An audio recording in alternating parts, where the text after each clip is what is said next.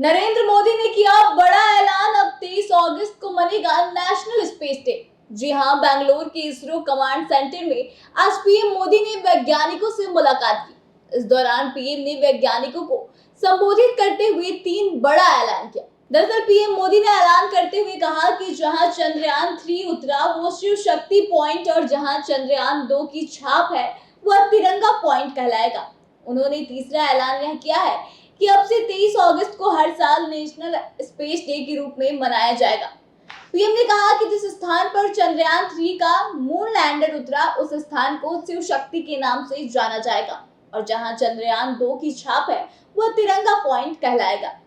बता दें कि आगे उन्होंने कहा कि कोई भी विफलता आखिरी नहीं होती है, इसलिए जहां पर हमारे चंद्रयान 2 के पदचिन्ह पड़े थे उस स्थान को आज से तिरंगा पॉइंट के नाम से जाना जाएगा। यह तिरंगा पॉइंट भारत के हर प्रयास की प्रेरणा बनेगा।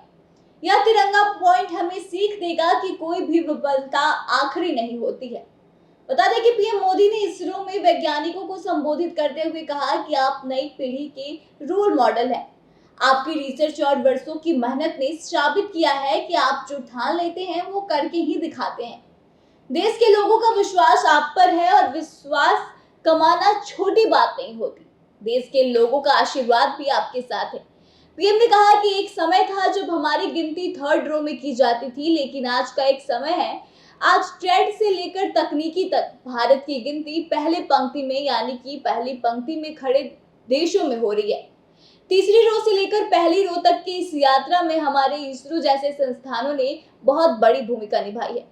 बता दें कि इसके आगे पीएम ने कहा कि मैं जल्द से जल्द आपके दर्शन करना चाहता था और आपको सलाम करना चाहता था।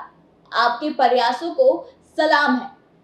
साथ ही आपको बता दें कि पीएम मोदी ने कहा कि आज मैं एक अलग ही खुशी महसूस कर रहा हूँ। ऐसे मौके बहुत ही कम आते हैं व्यक्ति के जीवन में। कई सारी ऐसी घटनाएं भी घटती है कि वो बेसब्री से हावी हो जाती हैं और इस बार मेरे साथ भी ऐसा ही कुछ हुआ है। मैं दक्षिण अफ्रीका में था, लेकिन मेरा मन पूरी तरह से आपके साथ ही लगा हुआ था। तो ये सारी बातें पीएम नरेंद्र मोदी ने कही। आपको बताते चले कि पीएम मोदी ने अपने 45 मिनट के भाषण में कहा कि मैं साउथ अफ्रीका में था, फिर ग्रीस के कार्यक्रम में चला गया, लेकिन मेरा मन पूरी तरह से आपके साथ ही लगा हुआ है।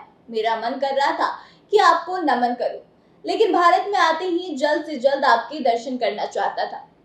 इसके साथ ही बता दें कि नरेंद्र मोदी ने युवाओं को कहा कि भारत के पास विज्ञान के ज्ञान का खजाना है, वो गुलामी के कालखंड में छिप गया था।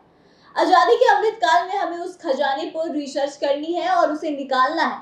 हमें अपनी युवा पीढ़ी को आज के आधुनिक विज्ञान और तकनीकी को नए आयाम देने हैं। समंदर की गहराइयों से लेकर आसमान की ऊंचाइयों तक हमें बहुत कुछ करना है।